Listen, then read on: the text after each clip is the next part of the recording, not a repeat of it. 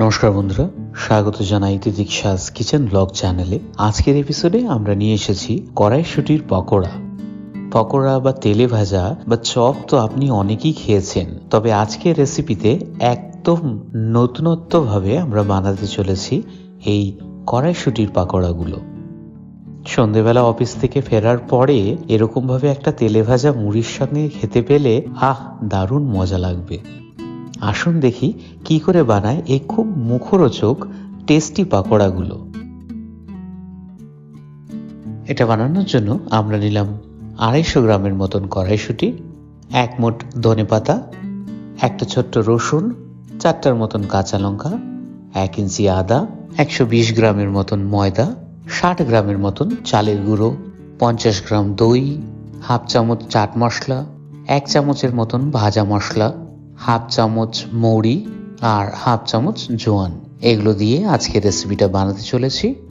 সর্বপ্রথম আমরা কড়াইশুঁটিগুলোকে কাঁচা অবস্থায় মিক্সিতে বেটে নেব। কড়াইশুঁটির সাথে সাথে নিলাম কাঁচা লঙ্কা, ছাড়ানো রসুনগুলো, আদা, এখানে আদাটাকে আমরা একটু ছোট সাইজে কেটে নিচ্ছি, সাথে নিলাম ধনেপাতা।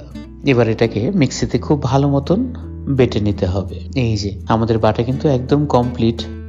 এবার এই মশলাটা তৈরি করার জন্য আমরা মিক্সিং বাউলে নিয়ে নিলাম টক দই, দিয়ে দিলাম ময়দা, চালের গুঁড়ি, জোয়ানগুলোকে হাতে একটু ডলে দেব। হাতে ঘষে দিলে জোয়ানটা স্বাদ বেড়ে যায়। দিয়ে দেওয়া হলো মৌরি, ভাজা মশলা, চাট মশলা আর স্বাদ অনুযায়ী নুন। এবার ভালো মতন সব সামগ্রীগুলোকে এটার মধ্যে মিলিয়ে নিলাম।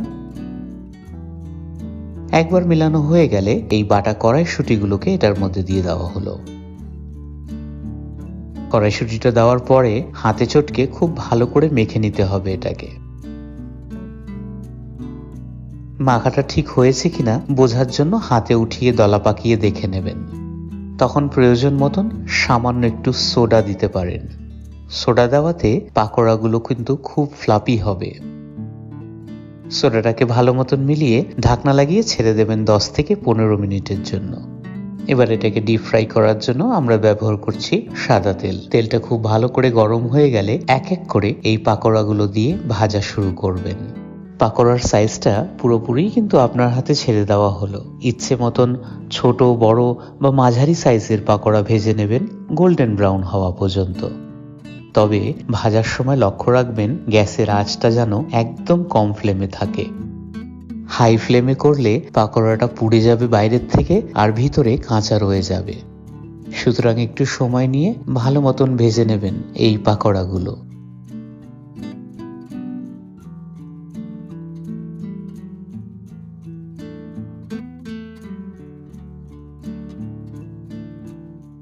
এই যে উল্টে পাল্টে খুব সুন্দরভাবে গোল্ডেন ব্রাউন ভাজা হয়ে গেল। এখন এটাকে তেল থেকে আমরা বের করে নেব।